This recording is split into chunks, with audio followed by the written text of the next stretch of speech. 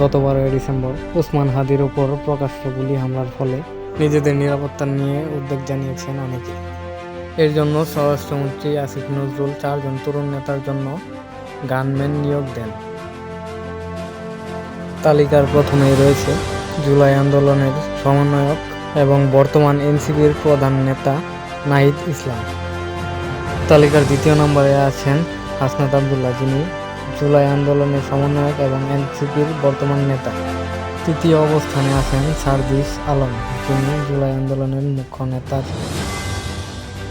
সরকারি নিরাপত্তার জন্য দেহরক্ষী বা গানম্যান পাওয়ার তালিকার চতুর্থ নম্বরে আছেন তাসনিম জারা, যিনি এনসিপির হয়ে এবার নির্বাচন করবেন।